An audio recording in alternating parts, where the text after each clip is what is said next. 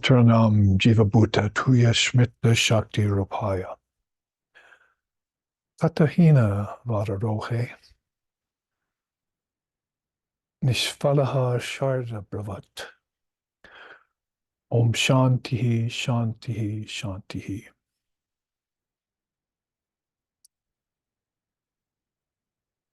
She, who the ancient seers know and remember as the imperishable Shakti, is the profound and deep meaning in all the slokas and sutras of the revealed scriptures.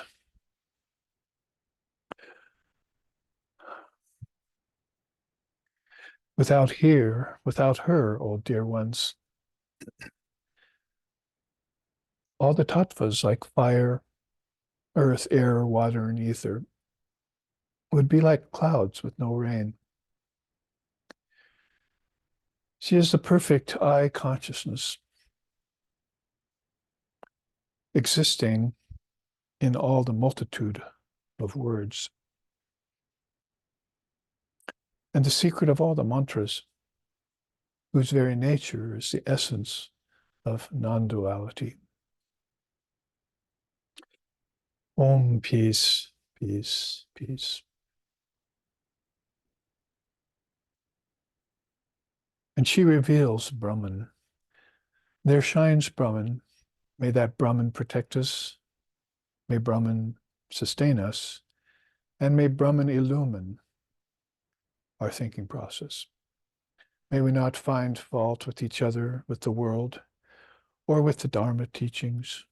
And may what we study be a source of inspiration to us eternally. Om, peace, peace, peace. May peace be unto us, and may peace be unto all. Om, Hari Om, Hari Om, Hari Om, Tat Sat.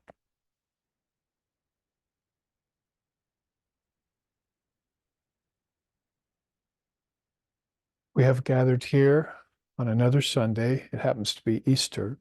So we always remember the great words of Lord Jesus, which I was actually writing about this morning in one of the books I'm composing, that he said that birds have nests, foxes have holes, but Son of Man has no place to lay his head here. I was reflecting on that beautiful sloka, as it were, saying or teaching.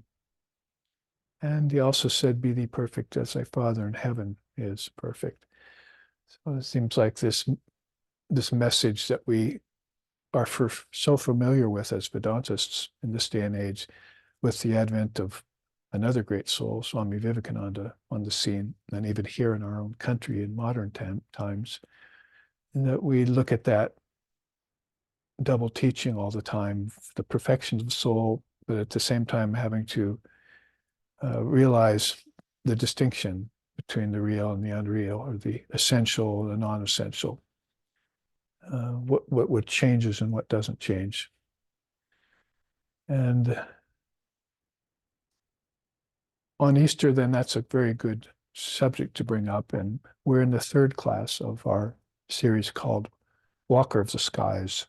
It's as we've explained right away, so that there was no hidden secret or mysticism around the saying, which is a very inspiring way of putting the art and act of meditation beyond the body and beyond the worlds, beyond the human ego too, outside of the sense of I, me, and mine, as Sri Chris used to say. So that took a break from that last week as SIV staff was off the island. We live on an island.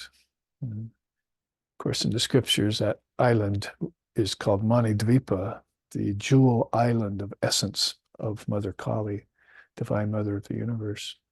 So it's very wonderful that we actually live on a physical version of that here in the Pacific Ocean, farther away from any landmass in any other island in the world, perhaps except Easter Island. And it's Easter, so it's good that we mentioned that. So the subject that was postponed last weekend because of our being away is now reaching its third week.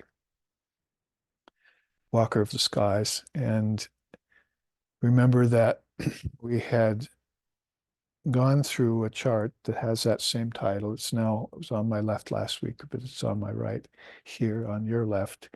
And we will look at aspects of that, just use it as a reference point for a reminder about this great art of walking the skies. The story being from Yoga Vishishta. I was looking at, wow, the full version of that in 6 different languages yesterday that somebody had put up decades ago. It was such a famous scripture.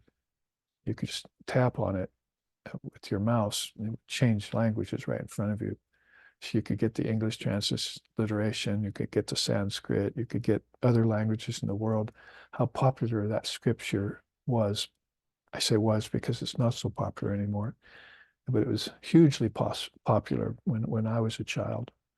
People were discovering it. So I was looking at that version and being very grateful that there was English transliteration for it, because that's not in a lot of the versions. You just get either the straight out Sanskrit and the English, and that's it. Or in some of them that were less effective, you get just the English. They're telling the stories. But it's good to have Lord Vashishtha's sayings in the original, and therefore be able to put them into English through the transliterated Sanskrit. So I was calling up a few of those quotes actually for memory, for memorization, and how much he has to say about the Kundalini, for instance, which is attendant upon the Walker of the Skies teaching, right? We've looked into it already in terms of Vashishta's own quote there. Sri Ram asks him as a young teenager, how does one make oneself fit for higher powers? So that kind of brought the whole subject in front of the 14-year-old avatar at the time in that second yuga, so long ago, saying yesterday at satsang that Sri Ram is one of those avatars that hugely popular even nowadays. So many millions of people still follow him. And he was several thousand years at least in historical time anyway, before Sri Krishna, the time of the Bhagavad Gita. So you have to look into the Ramayana and the Adhyatma Ramayana and books like that to find his great discourses that he's given to Mother Sita and to his brother, half-brother Lakshman and so forth, and to Hanuman, of course. So these are all great teachings that come forth from him. And Lord Vashishta is, of course, a very big part of that story because he was Sri Ram's elder teacher, guru at that time in the court of King Dasharatha. So he has this young man in front of him, and this young man suffering from pilgrimage. Sometimes we go on pilgrimage and we suffer airports and bad food and busy cities, and there's all sorts of sufferings we run into. But the suffering of pilgrimage back in his time and also in Lord Buddha's time, which was thousands of years later, is basically seeing suffering because people are a lot more sensitive to it. We've become desensitized to suffering, mostly because of things like the computer and the web and the media and so forth. And just kind of look at it and go, oh, that's too bad, or I'm glad it nowhere near it. But these beings look at it, beings from India, as Lord Buddha was, and Sri Ramchandra and Lord Vashishta and Vishwamitra, other teachers of Ram, look at it and they feel like they're, like Holy Mother said, it's gotten into the very marrow of my bones. So she's a contemporary person, lived into the 1920s, whom they call Holy Mother or Divine Mother of the Universe. And so she was felt that in her very bones, the suffering of people, even the suffering of an ant, she said. She said, I would call a brute anyone who doesn't feel that compassion for suffering, which is a very startling statement for somebody as humble and retiring as she usually was. So when we look at going on pilgrimage and seeing suffering and coming back and being shocked and not being yourself anymore, then you find out that that was the state of this young man in his mid-teens. And so when he's attending upon his elder teacher, who is a fully illumined soul, he's one of the 10 mind-born son of Lord Brahma, right out of the Trinity. And he's taken a physical birth on earth. There's a beautiful story where Lord Brahma tells him, come here, and he puts his hand on Lord Vashisha's head, and Lord Vashisha all of a sudden feels like um, he's falling apart. Talk about suffering, mental suffering, the highest kind. And so, what have you done to me? What have you done for me? And then Lord Brahma put his hand on his head again and took that feeling away. And Lord Vashisha said, why did you do that to me? He said, well, I wanted you to know what suffering feels like to people, because you're about to have a birth in the Burloka. You're about to take on a body on earth. That's how we would put that nowadays. So you have to know what they feel like down there. So it brings us up a little short to think about all these pleasures we have and our nice orderly life, if it is such, and how it gets sometimes disordered, and how we suffer various things of the body, energy, mind, intellect, even spiritual anguish, if you're a seeker, sincere seeker. So it brings you up short and think, this condition in the body is, as Vashishtha was saying in a quote I found yesterday, full of suffering. And Ashtavakra said that too. What was that quote I looked up in the Ashtavakra Samhita yesterday, which said, the primal error of dual vision brings suffering to the soul. Beautifully put. The primal error of dual vision. So if you, duality, he means. The word in the Sanskrit is Advaita. And so then he says the only remedy for that is the knowledge of non-duality, which will clear up the I, make it single. And so from Vashishtha to Krishna to modern times, we have this teaching of Jnana Chakshu, the clear single I, which then sees beyond all dualities, according like suffering and happiness, suffering and pleasure, pleasure and pain. So that kind of sensitivity is in the young Sri Ram. And that's probably a good way to start out Easter, because we know Christ suffered his whole life. All the avatars suffer. Buddha suffered. It's Buddha's first noble truth is suffering is. So I don't think anyone can argue that or doubt that. But Buddha went on to say it has a cause and it has a release. And that's what Patanjali picked up on some 600 years later when he took on his birth as the father of yoga, is that suffering can be transcended. In a sense, it can't be permitted. You can't permit yourself to fall into the illusion of suffering, because it's not ultimately real, no matter how real it might feel. So, the remedy of non-duality, that's all well and good. Ashtavakara's teaching Janaka, I mean, what better couple of guru disciple could you ever ask for than Ashtavakara and King Janaka? I mean, that's just famous. But yeah, for high-minded souls like that, sure.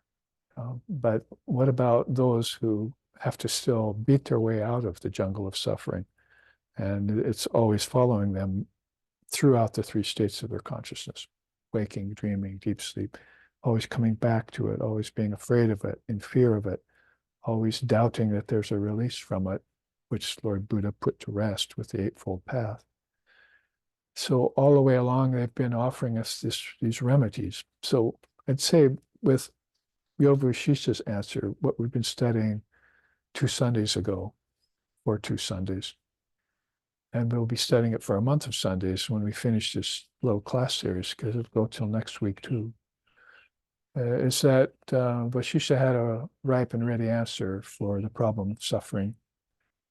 For somebody as refined as Sri Ram was, he was not yet aware of his avatarhood at that age. But Vashishtha and some 10 or 11 other fully realized rishis on earth at that time in that yuga knew that the Lord had taken form, and they knew it was the brilliant noble son of King Dasaratha, in which he had taken his birth. So some of these beings, a very few of them, were in the know about this awakening of, on a huge level, on a collective level, of this great soul, which is going to transform the earth for centuries to come, maybe millennia, as Sri Ramakrishna is awakening us. So many, 5 million of us now since he was here in the 1800s. So it happens. It doesn't destroy suffering. It's because you have to want to get out of it. And I remember Swami Vivekananda once saying to one of his English disciples, a female, a woman that was dedicated to him, he says, you don't understand, he told her. There are just as many people born to suffer as there are to enjoy. So it puts it in a perspective that suffering is something people want in their life. And it doesn't mean just like, pain kind of suffering. It means that if you took away their fears and their doubts and their concerns and their issues and all of that, their newspapers, their cell phones, take it into current times, what would they do? They wouldn't have anything to worry about. They wouldn't have anything to brood about. And they don't yet know what peace is, right? They don't yet know what contentment is. So this is what I mean about somebody who's high-minded, like, say, Ashtabakra telling King Janaka or other great duets of spiritual enlightenment, Guru Shishya disciplehood, we call it, is that if you're speaking to someone who's got all the samskaras and potential for transcendent life, for knowledge of the soul being ever free and never bound, liberation, moksha, mukti, kaivalya, then you can bring a person quickly to up and out of suffering, as Vashishta did through all of those beautiful verses, 320,000, and even in the small version of Yoga Vashishta, and 2 or 3 times more than that in the expanded version. All of this I found on the computer the other day. Amazing. So there are some good things here on earth. So this is how Vashishta is approaching it. And I'm kind of bringing us all with my usual preamble up to a point where we can talk about Walker of the Skies as a way, as a pathway, as a method in which to transcend suffering. And we can do it every day of our life. We can keep suffering at bay. Many of us, and in SRVdom here, are initiated disciples of Sri Ramakrishna and Sri Sharda Devi and Swami Brahmananda Ji Maharaj. Those are the transmission lineages that come out of Sri Ramakrishna. Swami Shivananda too. So that being the case, then we have this beautiful boon already gifted to us, which, whether we know it or not, probably has already alleviated most of our suffering. Remember, there's a lot of suffering in doubt, and there's a lot of suffering in fear. And these are primal things. If you were to look at the curtain of nescience, which stands between one bardo and another bardo, like your birth on earth, your death on earth, and your transition into another world, inside the world, call it Shambhala worlds, call it lokas, call it heaven, whatever it is, when the soul transmigrates back through from one world to another, it goes through this thick kind of membrane of forgetfulness. That's why many of us are hard put to remember our true nature. What do you mean I'm pure and I'm perfect?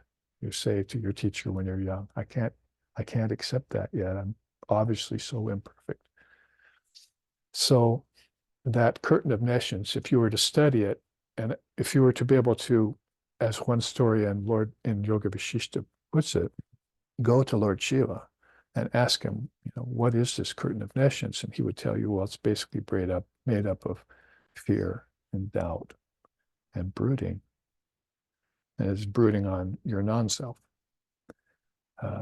Life without God is the definition of brooding on the non-self. I was saying yesterday, I remember at satsang, I said, if you study a field of matter as if it were real, then you forego studying the field of consciousness, like the rishis and the yogis and the saints and the sages and the mahuts that the Mahatmas and so forth do. Then, you're automatically giving your soul to the illusion of finitude. That's how our founder put it. You're giving your soul to the illusion of finitude, or you're committing spiritual suicide. And so you come up with things like AI. You see, so yesterday I said, we're not into AI, we're into IA. AI is artificial intelligence. IA is intelligent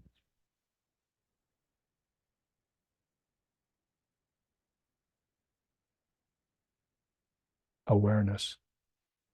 Did you remember that? Just waiting to see if you remembered it. So IA is intelligent awareness. That's what we contemplate. That's where everything comes from, including our memory. So how fast can you get back in memory of your true nature once you slide through from body to body through this curtain of essence? It won't be any problem if you can come here, as Ramakrishna said, and hit himself on the heart. I found out that everything comes from here. So he's talking about anahata chakra, you see. So let's use this to segue right in here, or I'll just get on to a long discourse with a lot of connections in it. But basically, when he asks, how do you qualify yourself for higher powers? It's coming off this pilgrimage he just went in where he saw suffering. So he probably has access to good food. He's the son of a king. He has everything he wants. He's been taught about posture early on. He's been taught about prana. Unfortunately, we haven't in this day and age. So when Vivekananda came here, he mentioned that. You have to remember what prana is, and recall it so you can use it as a Garuda bird. Om Indram Mitram Varunamagni Matarato Divyaha Sasuparna Garutman. Garutman is Garuda. So it's one of the great gods. That's your prana, basically. And if you can get on that prana up inwards, then you can ride it. And this is what really this flying the skies, or walking the skies is all about. You're going to need your prana and your psychic prana in hand first before you can do this. And my point has been for a long time is you can meditate for 20, 30 years and nothing ever happened to you. See, you just sit there. The seers and some scriptures like Ashtabhakra Samhita that I just mentioned have actually noted this about people. How it's not just a book or a sitting posture or a meditation or anything that's going to free you. And you're going to have these vehicles, these vahanas, like the gods have their vahanas, right? Saraswati has the white swan, for instance. Well, Krishna has that Garuda bird. So it's all symbolic of something, more ancient language, of course, but it applies directly across today. And the best of all vehicles then is the god of prana. If you can get him on your side, awaken him, and then take him to the psychic prana, then you're getting very close to Kundalini herself. Kundalini awakens through Jnana. So first of all, you worship and awaken her. Before that, you were practicing detachment from things that were keeping you asleep from her. Before that, you had to purify the body-mind mechanism. What is it? Now that strikes me that, where's that quote from? Aitareya Upanishad, I think, where it says the worldly man thinks of his body as a self. The intellectual man thinks that he's a combination of body and brain. The illumined soul looks upon the Atman as his true self. So that's right out of the Upanishads, showing this different levels of a worldly person, an intellectual person, and a realist soul. How they saw that in ancient times and spoke this as a truth, wrote it down. People need to know this. So this is back here, what we're saying, purifying body-mind mechanism is It's like body, brain. So from posture to prana to opening a path to your teacher, like we have to Sri Ramakrishna, as I was just saying. And then finding that these beings are telling us, oh, have you read the Gospel of Sri Ramakrishna yet? Have you read the Bhagavad Gita yet in this lifetime? Do you know that Sri Ramakrishna kept the Ashtavakra Samhita near him, even though he was much beyond reference to books? Mere book learning, he called it, especially for a breadwinning education. He was not for that at all. So that's why you say asato ma sadgamoya tamaso ma joitir gamoya mrityur ma amrikam maya. Lead us from darkness to light, lower truth to higher truth. So the lower truth is that you haven't read anything yet.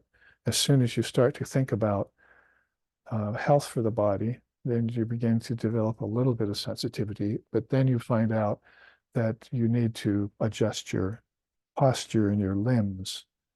And then you find out that there's a prana, a breathing, a breath that you can do that can do that for you, right? So far, all of these three things are a danger. They're both an awakening and a danger. In fact, these two things show up as the seventh level of the Ajnana Bhumika. That's the level of ignorance. They're still at the level of ignorance, beginning into the first level of the Jnana Bhumika. That Bhumika means a level or a world of awakening. So when you start to do this, and you've seen that through your life of several decades, probably by now, that people started back in the 60s and 70s to start to eat sprouts and, try and work out the kinks in their body and, become masseuses and, and then basically begin to breathe. Oh, I heard that breathe, if we breathe, we're going to, get enlightened. And so from breathing up to meditation, you can do all of that, but you can never be enlightened yet because maybe that psychic prana that I'm just talking about now has not connected you to her. So when Lord Vashisha is talking like this way to Ram, he's telling him about the story of Queen Chudala who awoke to higher truth and found Kundalini inside of herself. And her husband, King Shikidwaja, who did not awaken at that level. He was a good moral king, just and all that, but he wasn't ready yet and didn't have the facility yet and was probably pressed down by some arrogance and pride in him, in his learning, like an intellectual would be, to where you're not going to give yourself away to a higher ideal. But she was able to do that quickly and swiftly. She awoke on different levels of her own consciousness.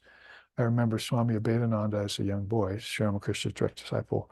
I was always so inspired and even thrilled by saying how I had to sneak out of my parents' house at night to go see the Paramahamsa, see Sri Ramakrishna, because my parents didn't want me to go near him because they were afraid I'd become a monk, of course. Some parents in you go, oh, great, you're becoming a monk. But some are like, don't go near those holy people. So in Swami Abhedananda's case, his name was Kali as a young boy. He had to sneak out of his house at night, and he walked through the jungle and came to the Dakshinesha Kali temple. And we walked around it just months ago in this new road they have that's just marvelous, but I don't want to get too far off here. Walked through the jungle to the Kali temple, sat with Sri Ramakrishna at night, heard his words, got his transmission, went back home, snuck back into the house, into his room, laid down and had these beautiful meditations that he described.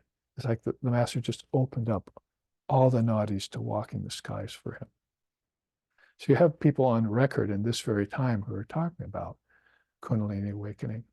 They might use different language, but that's pretty much what it amounts to. And look how ancient it is, all the way back to the 10 mind-born sons of Lord Brahma at the beginning of a cycle, teaching an avatar in the second yuga. That's thousands of years old. And that's just by historical age, chronological way of thinking. So I'm reminding you of that when we come up here to how Queen Chudala was swiftly moving through these levels and was able to awaken through Jnanam. And as she did so,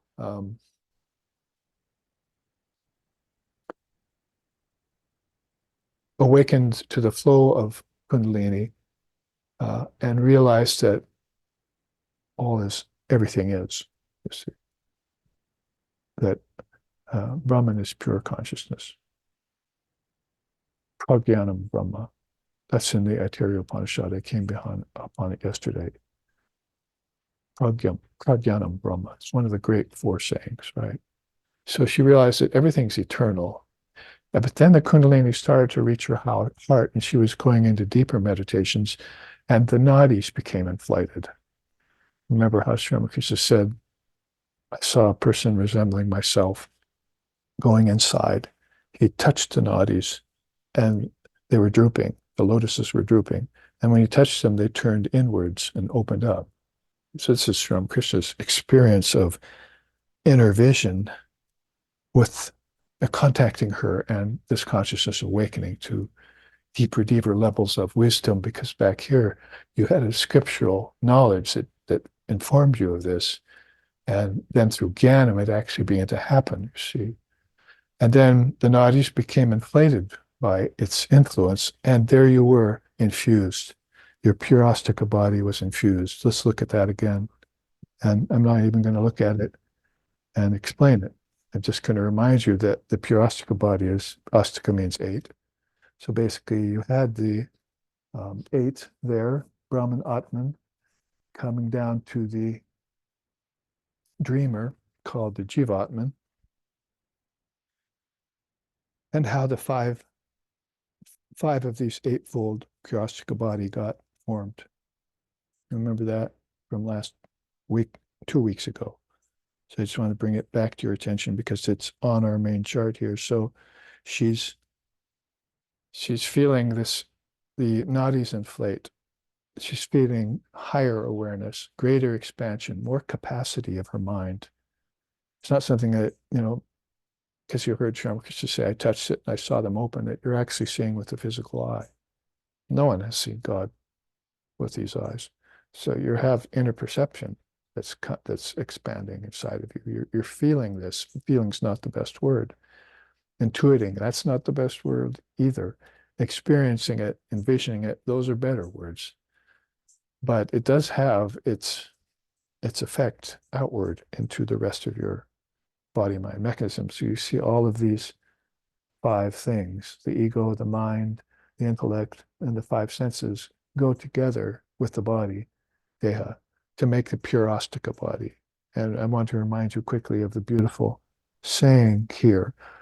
When the various elements of the subtle body are purified, it is then that the precious Kundalini Shakti loves to sport through this Puryastika body. Okay? This is Ram is sitting here, young boy, listening to Vasishta tell him this. Because maybe he's got in his mind something, oh, this body is, going to die. It's impermanent. It's full of blood and excrement, and all the different things that you hear in India from the renunciate side of yogis and so forth. But this might be something new that Ram is keying in on his great older teacher about. He said, oh, this Purastika body, yeah, we can see how it formed, how the ego formed, how the mind formed, how the intellect formed, how the 5 senses were formed by brooding on the objects and so forth. And you remember it all. And then all of a sudden, it became inflated. See, these nadis become inflated. And it's not the same body anymore. It's not the same mind anymore, brain. It's not the same soul, transmigrating soul anymore. It's as if the transmigration stopped right there. It's like the breathing stopping. Oh, I think I'll stop the breath now and just be in kumbhaka. And I think I'll stop the thoughts of my mind now and just be in samadhi. It's all a stoppage. It's a ceasing. Cease and be still, she says. If she's on the battlefield of relativity, she'll say hum, which means everything cease and be still. It's one of her powerful mantra bijams, and everything will freeze in its place and melt like they were made of ice. And they were animated by her, but she withdrew her power from them.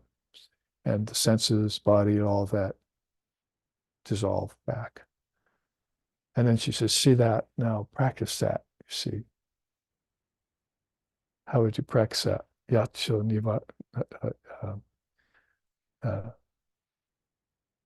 the dissolving yachatmani tamnyasha buddhaudiyam yachacha bodhisakshini. You want to dissolve or join. As you dissolve, you join words.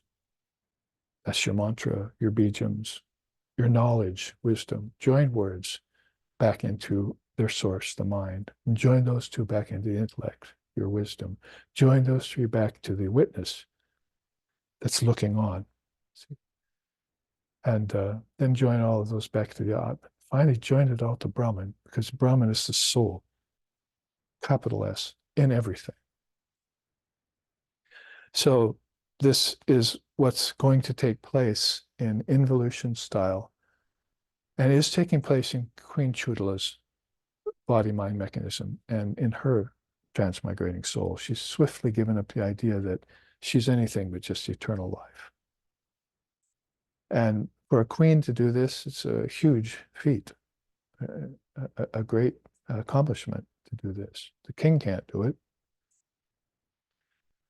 So body-mind gain great strength from this, and then onwards towards what's to come. Kundalini reaches the Sushumna.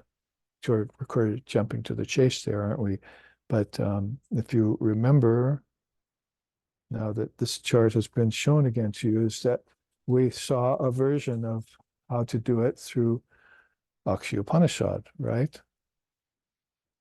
And we studied that, and we almost finished it. So I'm not going to take us into it deeper again, as I have another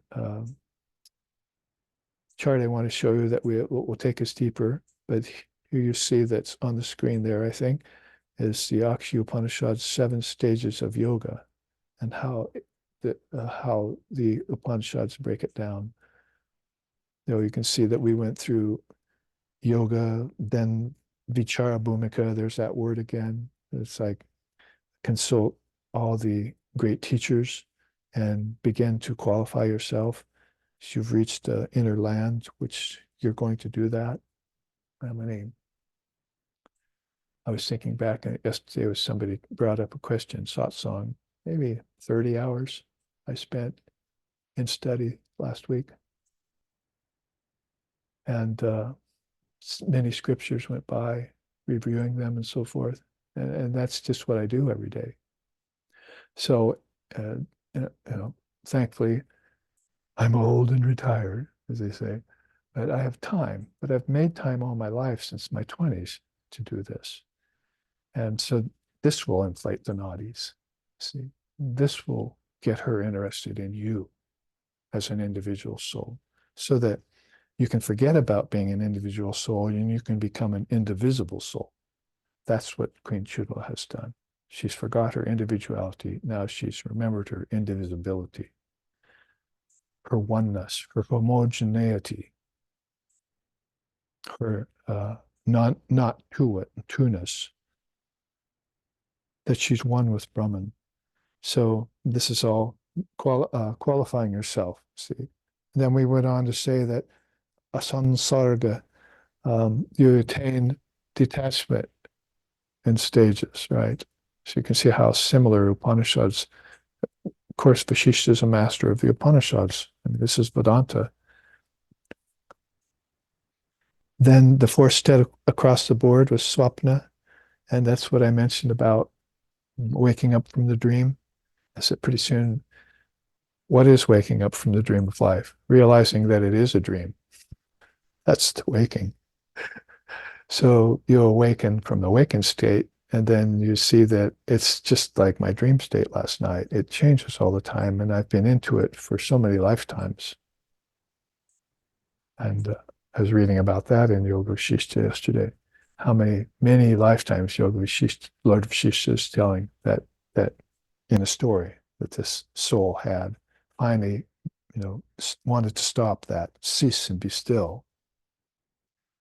And so got to same-sidedness and established himself in non-duality. And so that would begin to render the whole thing sushupti. And that means pretty much deep sleep. So deep sleep simulates samadhi and it also simulates formlessness, where seeds have been dissolved back into their origins. Just like with the parastika body, you were dissolving senses back to their origins, right? And elements back into as they went along with it. And as if you dissolved elements back, you would also dissolve the objects made of the elements back. And it would all go back to words. So at that place you say, Nyachat mani tam nyacha buddha dhyam yacha chabudi shakshimi. I think I'll just continue dissolving everything back now that I've reached the knowledge that all of this is words. That's what I started off chanting, right, today. Om mantranam jiva bhuta tuya smita shakti rapaya. I remembered the Shakti, Smriti. And I saw that she had given me all these words, like mantras. And then that fructified. Nishpalaha, Sharada, Bravat, the mother of wisdom, gave me all these words and they fructified inside of me. And so I was able to then dissolve the words back to their source in the great mind and dissolve that back into the great intellect and dissolve that. And then pretty soon everything became liquid. See, like remember yesterday's God blog, Ramakrishna said, I saw that everything was like I was moving, she was moving cases of leather around, you see, of cows and men, right? She was like everything was made of leather or everything was made of wax, said. And that there's this power, this one power that was moving all of that, animating it all. And he could clearly see that. So this is realizing that power that operates waking, dreaming, and deep sleep. That is Jagrat, Swapna, and Sushupti. And then the Jivan Mukta state becomes available. I believe that's where we ended the class 2 weeks ago. And you could see that fearlessness, abhayam, comes upon the scene. And said, what is there left to fear anymore? I'm an eternally living being. I can't die. So death's not to fear. I can't fear death anymore. I have received a command from my Divine Mother that death must die. Prasad sings in one of his songs.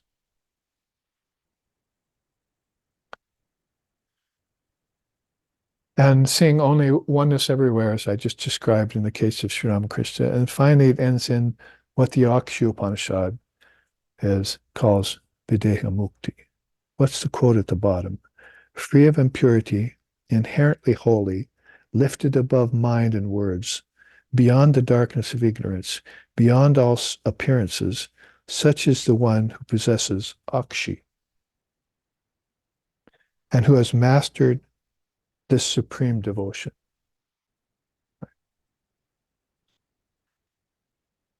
I'm sorry, this supreme doctrine. Yeah.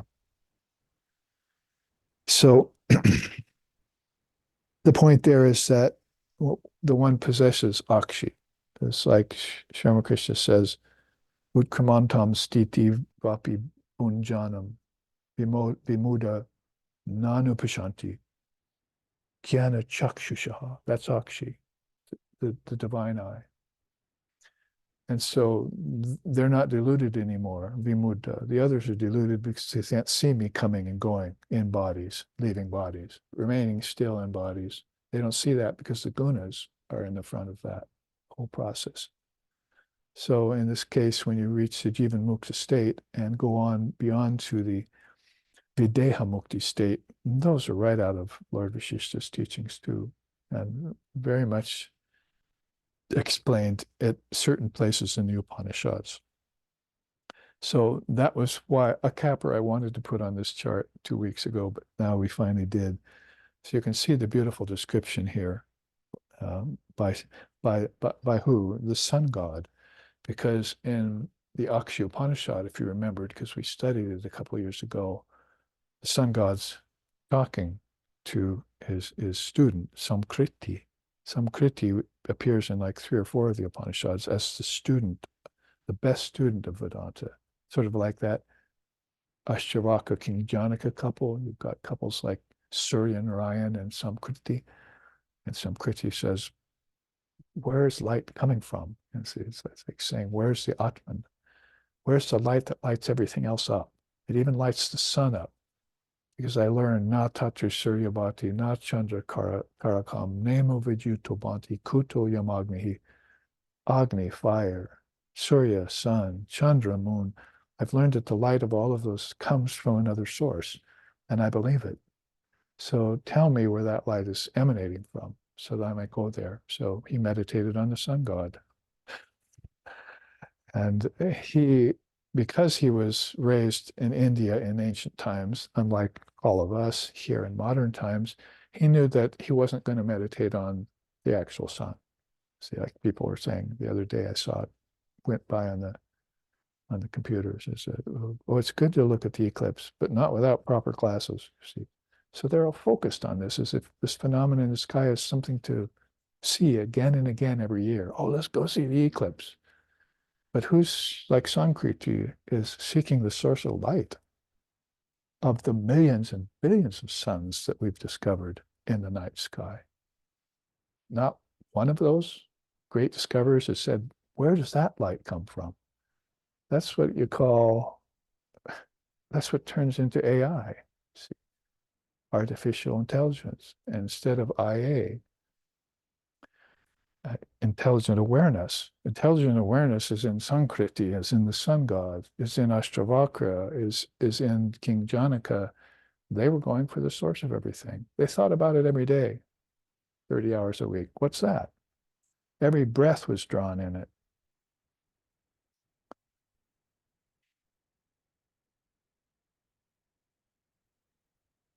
And so these beings live free of false superimposition, vivarta, it's called.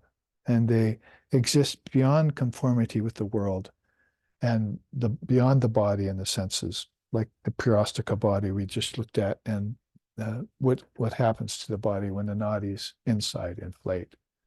Say, well, this is a separate body now. I see I have. So Queen Chudal is like become aware that she has a whole nother body, not just this queen's body, this woman's body, this Hindu body. This is like a cosmic body I have. It's a subtle body, and it's got Ara Eva Ratana Bao Samhatra Yatra Nadyaha Sa Ishon Choscharate Buhuda Jayamanaha. It's got hundreds and thousands of pathways in it called nadis. If I can inflate even a few of those. Or remember Ksharika Upanishad? What was that? A month ago, maybe we studied that. But the knife, Ksharika means knife, and how you wanted at first cut at the feet. Remember how we said that all those nadis that you've brought with you, it's like dragging a bunch of chains with you into the human body. And you sometimes look behind and see, oh, all of this is like hanging off me, like swimming in California, coming up with lots of seaweed hanging off you. Remember how we were so happy to surf in Hawaii because we didn't have to go out in cold California water through beds of seaweed. So it's like this massive seaweed hanging off you that you have to take a knife and just start hacking it back there. That's your old attachments to the physical body over lifetimes. And you've got to do the work. She's given you the sword, the ksharika, and you've got to cut it away. In other words, I deny it. I reject it. I don't believe in it anymore. It cannot harm me anymore. It's a dead weight that's gone. It's a rope that's been burnt. Remember, we were talking about that yesterday, how someone got so inspired by a burnt rope story of Sri Ramakrishna. You can't bind you anymore, a burnt rope, but it still looks like a rope. But a puff of wind can blow it away. You see.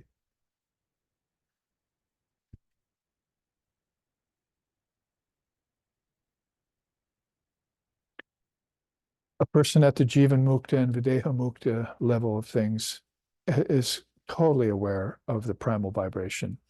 That's the pranava. I found that again in Yoga Vishishta yesterday, talking about this is all comes from the pranava. All is in consciousness, and it comes forth through the pranava. That's Om. So you could see here, be in full comprehension and direct experience of Om. So a person who's taken in through this process, like Sri Ramakrishna said, and comes to behold or hear with an inner ear, just like there's an inner eye, the sound of Om, is thunderstruck by it and can spend days and days meditating on it and come in and out of it. And at the time of birth and the time of death, many souls will hear that Om,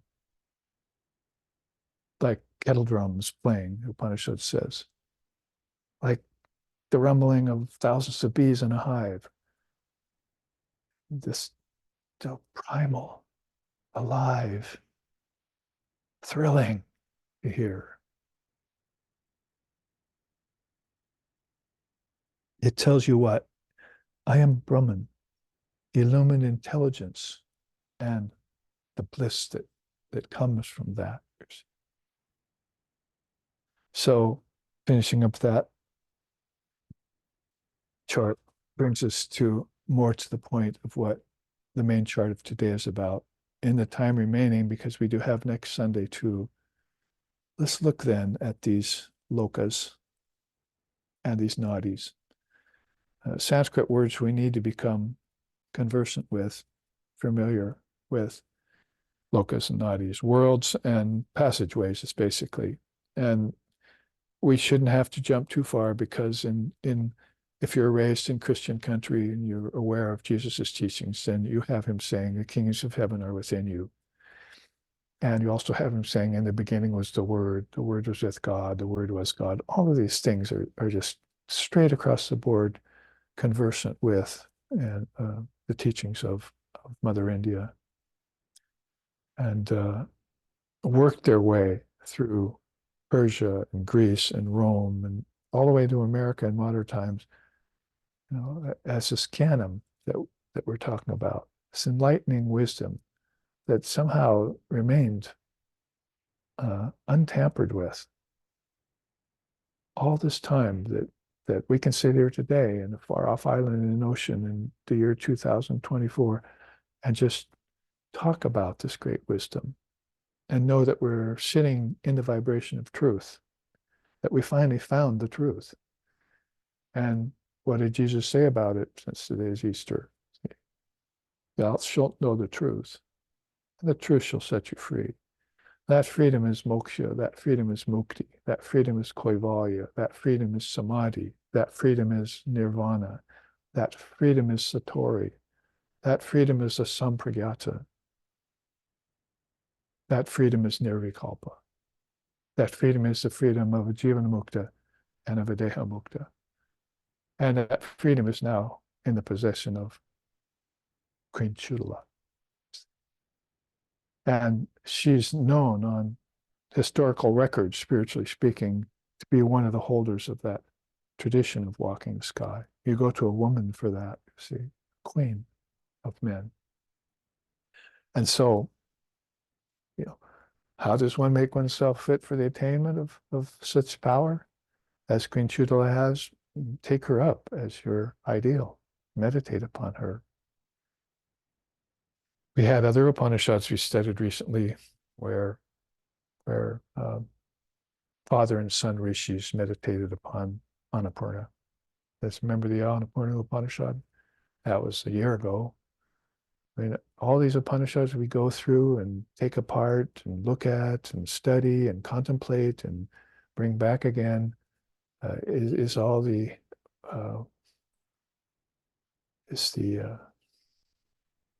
soul enthralling jnanam, and it gets rid of the world bewitching maya. It destroys the ignorance accumulated through countless lifetimes. And so that in some lifetime you won't have to look back and see a bunch of seaweed hanging off you. and go look for a knife to cut it away. So I said already that this is really the chart I was aiming to take apart in the most of the time today.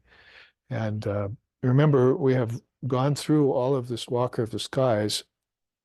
These might as well be steps that have been taken. You follow the arrows, follow the yellow brick road, follow the dotted line, see, uh, and find your way towards some of these realizations that Queen Chula has reached. See, until she finally feels it knocking at the upper gate, feels herself knocking at the Sushumna. And at this point, there's nothing that's going to impede her from opening up that thousand-petaled lotus. They call it Sahasrara, because Kundalini herself wants in. You see, Shiva is there, Parma Shiva is there, and the whole purpose for awakening a soul was so that Kundalini Mother could unite with Lord Shiva, the crown of the head. And this is more than just symbology now. It's beautiful ideology, symbology, metaphors, teachings, whatever you want to call them. But now you're talking about the essence of all spiritual practice and how it accumulates there, and with great force opens up from the final two petals to 1,000. From the Jnana Chakshu that's been talked about so much for so long in spiritual circles between these great gurus and shishas. And then all of a sudden, what every great guru, all the way to Ishvara itself, has been waiting for each of the plants in that cosmic garden, to fructify. That's Lord Patanjali. I was looking at his Ishvara slokas. There's 2 or 3 of them in the Yoga Sutras. And, I got to look this up, get the Sanskrit, put them on our list so we can memorize that.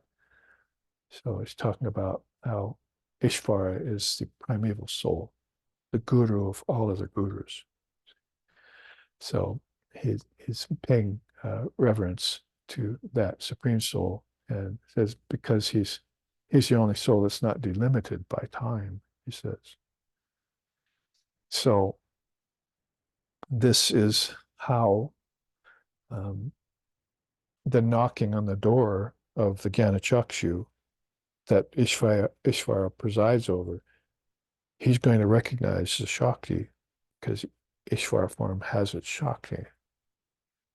Call her Radha, call her Sita, call her Sharada, call her Mary,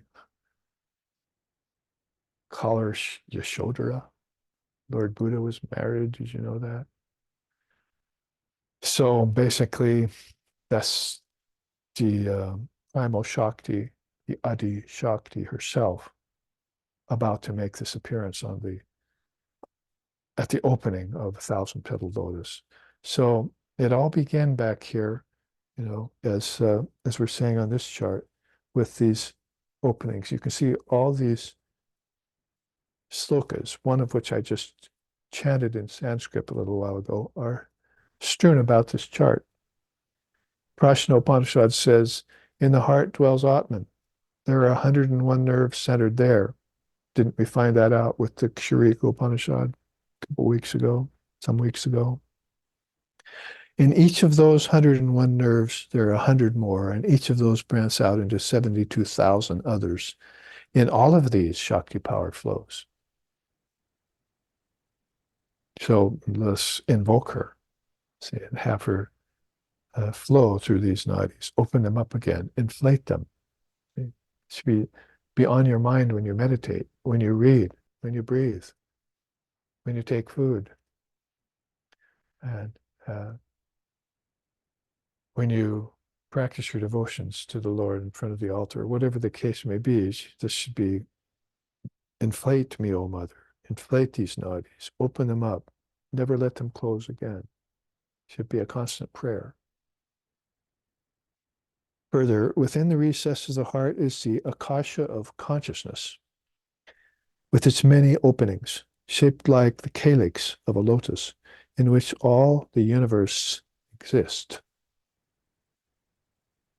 All of the universes exist there, and you can see them spread out here in the chart. See, basically the six chakra system. Of course, there's the seventh up here, but the six are actually called, as we were talking about yesterday in Shaivism, spandhas. They're vibrating spheres of consciousness where souls who take subtle and causal bodies are gathering to enjoy bliss, the sport of the Lord. Remember the God blog last week, the two purposes for Vidyamaya? Remember that was the first one I put out on Monday. What are the two purposes for Vidyamaya? I can remember. Aware of the nature of relativity and to taste the bliss of God. Yeah. So live in the world aware of its limitations. That's called relativity. But then taste the bliss of reality. That's Vidyamaya. You keep that on hand. Avidyamaya would cover both of these. See, and so being availed of or pressed upon by avidyamaya, that's a covering power. But this is a revelatory power, Vidyamaya. Like Sri Ramakrishna is saying, the householder Gyani can see both outside and inside. It's like a soul living in a glass house. So that's a very powerful thing to attain. See, the ability to see through the appearance of relativity and know that there's a reality lying behind it. We've said it several times today already.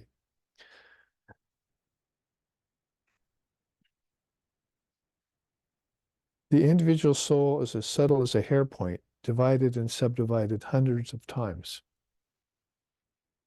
Another way of looking at these nadis coming off of consciousness. Ram Prasad sings in one of his songs, bathed at the most sacred confluence of the holy rivers, found within the precious human body, where the three spiritual nerve currents meet. Those are Ida, Pingala, Sushumna. Yeah, the Sushumna up the center and the Ida and the Pingala. So sun and moon, male and female, all these various assignments that they give to it. Now you've said it, now you know the knowledge of it, now envision it in your deepest meditation and ask her to flow more fully along it.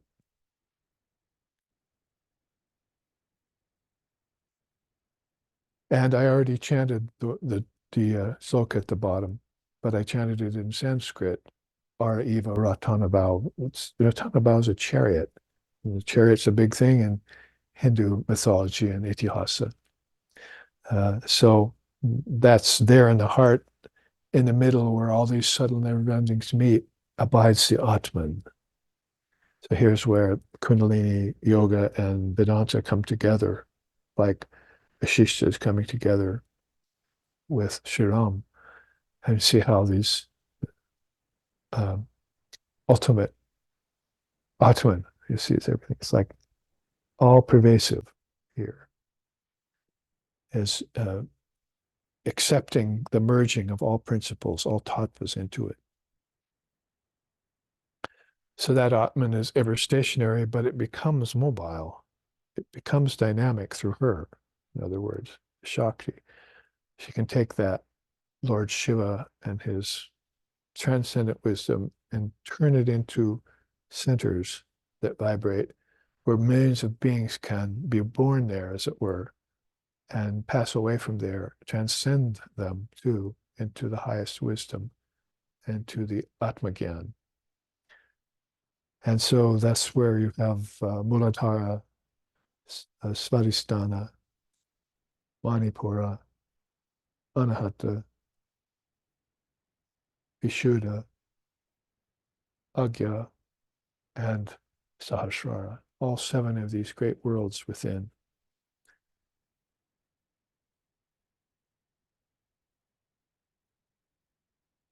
And you meditate upon it as Om, right? Then God speeds you in crossing over to the farthest shore beyond all darkness. So the darkness gathers here, these three worlds. These are called the three worlds. That's why the mantra, Gayatri mantra out of the Rig Veda says, Om Bhur Bhuva Swaha. It says if we want peace to come to those three worlds, and we have peace from here on up, that is from here on in, but we want to try and confer it on the asuras, on the ancestors, on the human beings, on the animals and plants. We want to bring that peace there because Brahman is everywhere. So there's no reason why we can't bring that out of hiding. And she's the best vehicle for it. Vahana, she's the Mahavahana, the Mahavani. She's the greatest vehicle for it all. And so all we have to do is awaken her. If we pass through what?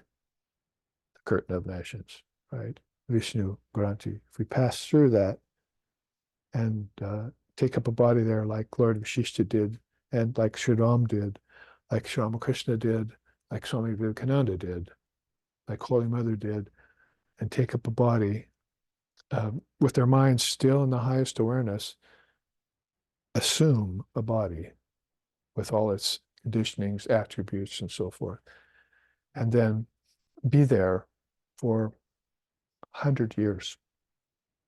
That's what the Upanishad says. If you have a body, you should desire to live 100 years. I came across that sloka a couple of days ago. So it's like the Chinese. They want you to live this very long lifetime. If you've taken all this trouble to take on this limitation, then your body must become a temple, as the Brahminical religions have said. Then basically you should have this intention in you, to live it to the fullest and to be a highest good to everyone else. Sarva Loka Maheshwaram. And as Krishna says in the Gita, be the Lord of all the worlds. Be involved in helping the Lord of all the worlds and his present Shakti, his precious Shakti, to spread this through even these three worlds. So that you can see it here put in terms of lokas. Burlokas, the earth. Uvarloka, the ancestors. Svarloka, the celestials. This is why heaven is not the goal for Vedantas. I don't believe in a post-mortem emancipation. I don't care for heaven. The words I heard my guru say so many times from the podium at the Vedanta Society there in Portland, Oregon, where I was going to high school and where I went to grade school. So that was how it was placed in terms of getting beyond the physical, getting beyond the astral, getting beyond the celestial realms, and opening up past this Vishnu Grunti.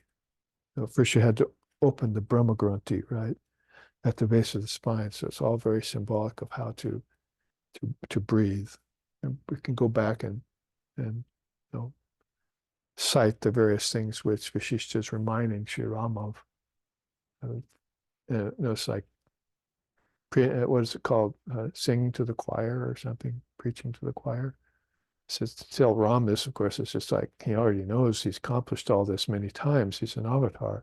But to remind him of it is to remind the thousands, maybe millions of beings who are waiting to hear it again for the first time in their lifetime through the oracle of Sri Ramchandra. So that they will, if they're forgotten, which is pretty easy to do, as we see by this day and age, then they'll be immediately reminded of it. So this Kundalini then becomes a very important part of, with its chakras, of raising those things up. There's even ways of singing about it in the tradition. Sarvagyana Shakti Mahakundalini Jivatma Param Atmadarini Shri Devi Rudrani Kalaratri Devi Vijaya Avijaya Devi Maheshani Shri Yogamai Chit Shakti Devi Jaya Vijaya Devi Vasundari Shri Mantra Shakti Mata Deva Devi Dasa Tattva Devi Shakti Darshini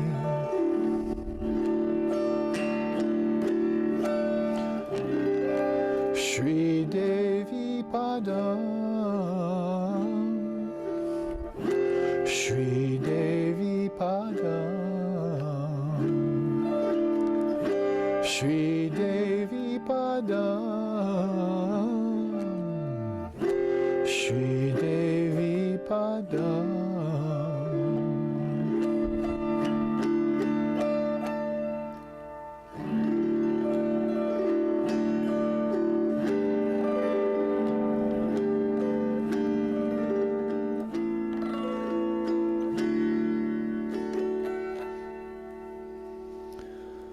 Oh, progenitress of all penetrating wisdom, who flows imperceptibly as subtle spiritual current within the subtle body. You hold all souls and absolute reality within you, Sasasushumna. Though often terrible to behold, great lady, appearing as the black night of incomprehensible voidness, you hold knowledge and ignorance in abeyance and loose them for your purposes. O goddess of all the gods, who embodies his comprehension in all the great statements of the scriptures, you operate all cosmic principles and grant communion with divine nature.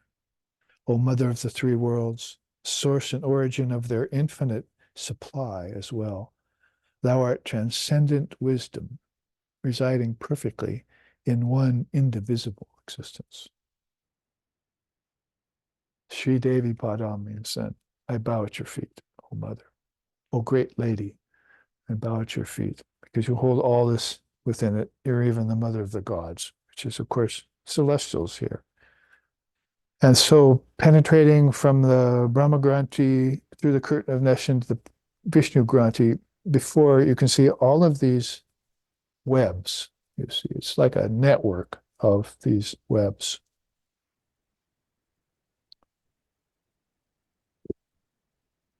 And you can see off to the side this myriad souls wandering in ignorance through all of these worlds and coming back to be reborn again and again, known as from words like samsara and maya and kala chakra, the wheel of birth and death and ignorance in time and space, enclosed in name and form. See? And you can see all of these various nadis coming off these chakras. And below you can see even the disembodied spirits in the realms of the patalas, the hell realms, have a place down there at the lowest level of the Muladhara chakra in red.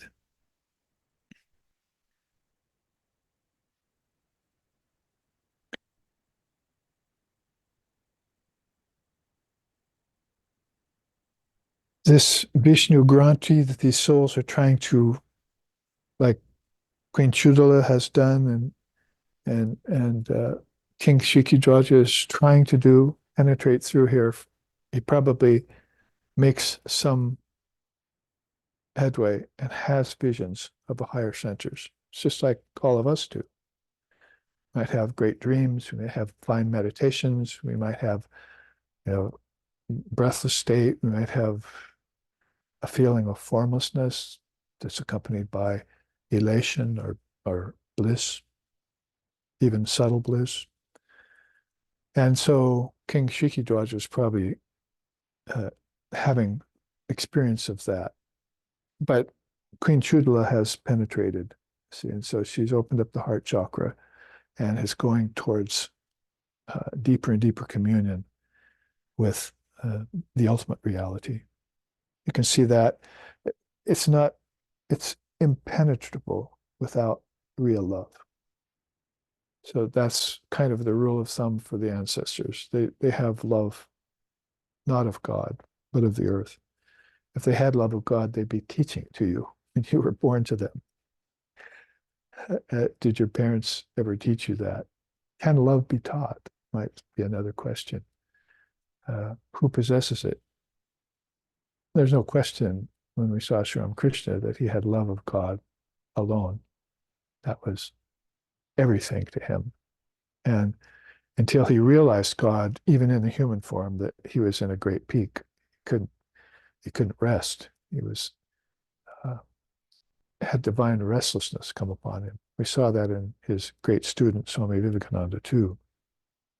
So that's one of the great sayings, again, from Lord Vashishta, that you cannot penetrate the Vishnu Granti or that get through that cloud of nescience and give up cut off the nadis that lead you back to these three lower chakras until you have this sincere love of God. That's also called clear understanding, khyati. Maybe you don't have the wherewithal yet to fully realize it, but if you've accepted it, that's all you're going to need. That's going to amount to sincere love of God at the time of your passing from the body, and you'll be able to penetrate it too. So it has to go hand in hand with clear understanding that you got from the words of the scriptures, for jnanam, that destroys your ignorance. Then you can have the experience of penetrating through the Vishnu Granti. Remember, there's another Granti, the Rudra Granti up here, which is a very high level of barrier, subtle barrier. You might call it even a causal barrier, because very difficult to penetrate that and get beyond the two-petaled lotus and into the thousand-petaled lotus. There are many, many thousands and thousands of souls who take their births here. For various reasons, it could be said. The Jivan Muktas, for instance, but the Videha Muktas, they're going for the crown chakra. They open up, not take any bodies anymore. Videha means bodiless. So they're getting used to this great formless reality that they want to lose themselves in, dissolve the self in, and everything that the self has attached to it in terms of subtle conditionings.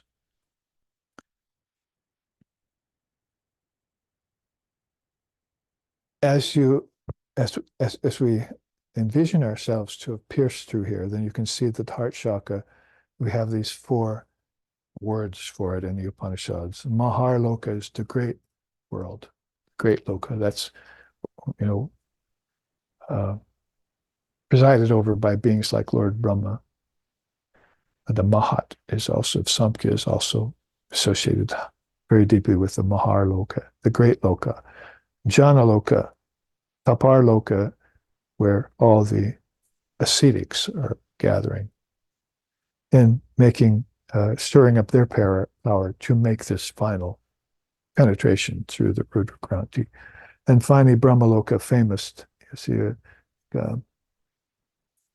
could have put a picture of Swami Vivekananda there because Sri Ramakrishna said he's the first of the 7 rishis. He presides, there's a rishi that presides over all 7 of these worlds. And Swami Vivekananda is the rishi for the Brahmaloka, he says. Sri Ramakrishna, the avatar himself, said that. So that it puts it in terms of the 7 worlds, right? Om Bhur Bhuva Swaha. You might as well add to your mantra Mahajana Tapar Brahma Loka. And that's the full 7 worlds. And there is a lot of strength that you're going to need to gather, right? Body and mind gain great strength from this process after Kundalini starts to flow upwards. So you're going to have to welcome her, propitiate her, accept her, give her the reins, and do the full self-surrender, have absolute faith that she will take you to the highest.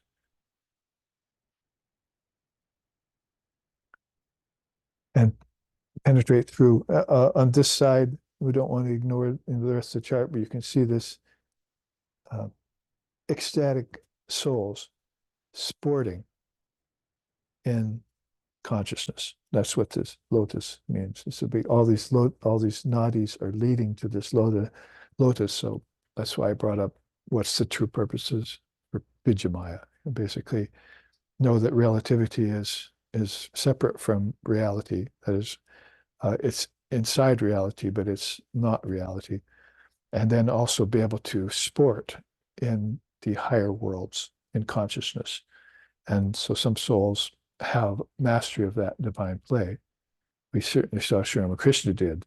Of course, his case was far different because most of these souls sporting in consciousness are probably not going to, you know, find themselves, allow themselves a birth on earth. Enough of that. I'm not coming back.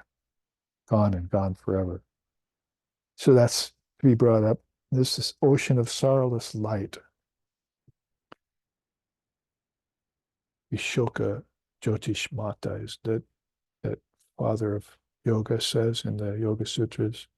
It's one of the ways in which you can free the mind from its bondages is to meditate on the ocean of sorrowless light. Vishoka means no grief anymore. Shoka means grief or sorrow. And Jyotishmata means this ocean of, it's made of light, made of the light of consciousness. So you can swim in different oceans, physical, illusory, it's like samsaric ocean and so forth. But when consciousness is refined to such a level that Queen Shudala has, then she'll immerse herself in the ocean of sorrowless light and sport there, like souls are doing. Some, you know, will do so briefly. Others, because they want to follow Mother and her at her behest to the Gyanachakshu and beyond to the Sahasrara, thousand petaled.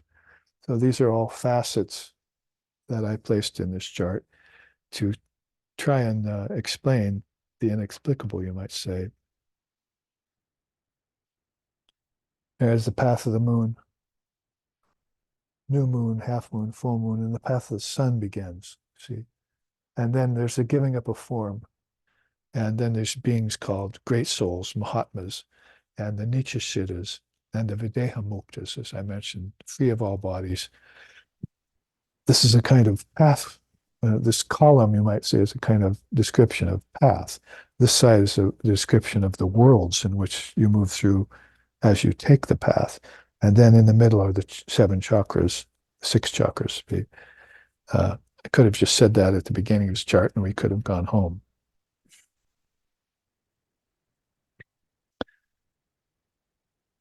But you can see that the development of imperishable love, you see,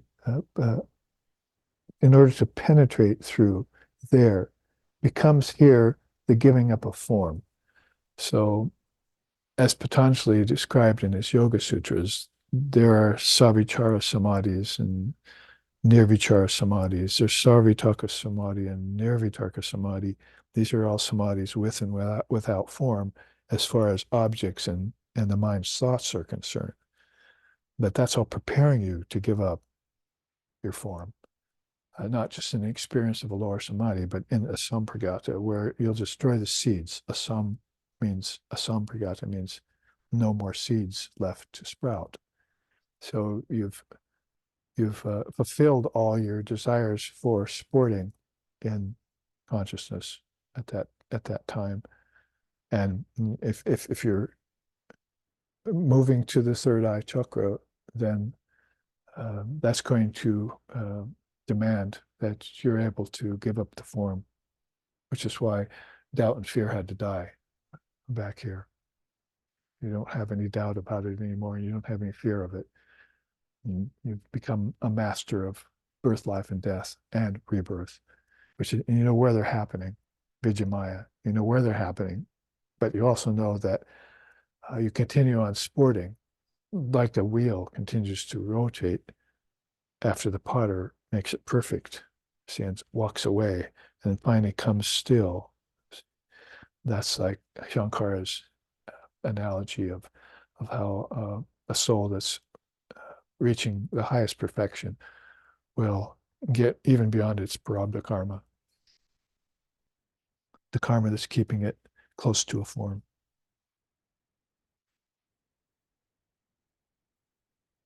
The only thing left to do here is, because there's the Jnana-kasha, you see, that was the ocean of light, occult light here, which distracted people back to birth.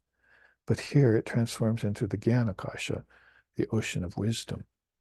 So souls with deep and sincere viveka, discrimination, will not move along these channels and get tempted by the ocean of light. They will go towards what Patanjali calls the Dharma Mega Samadhi, the ocean of virtues. And then that ocean of virtues will lead him to the ocean of pure wisdom, which is mother's own wisdom, which is what they're going to be swimming in when they sport.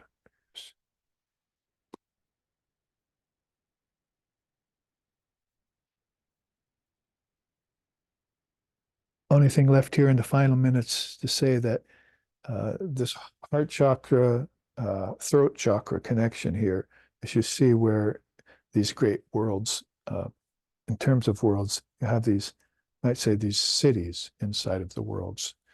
And you can see there a picture of Radha and Krishna, or call it Sita and Ram if you want to call them that. Those three cities of high attainment that Queen Chudala holds a pass for. You see, I now can be admitted into the realm of Vaikuntha. I now can be admitted into the realm of Kailas, where I can have communion with Vishnu and Shiva. I now have admission into the island of Manidvipa, where I can visit with the highest form of Divine Mother, and as if in a grand, beautiful dream that I've had, and enjoy the elation of this expanded awareness with the highest forms, commune with the highest forms. What does it say? Beholds others walking the skies and gains blessings through communion with them. They'll finish this up next week as we walk the skies together all week.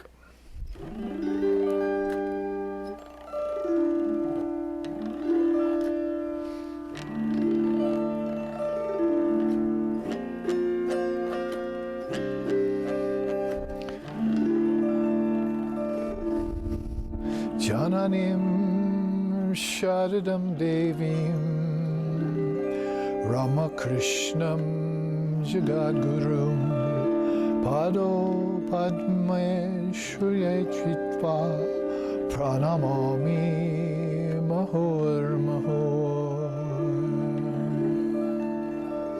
Om Ramakrishna, teacher of all. Om Sharda, goddess divine. In bosom holding those lotus feet, salutations to both, ever be of mine. Om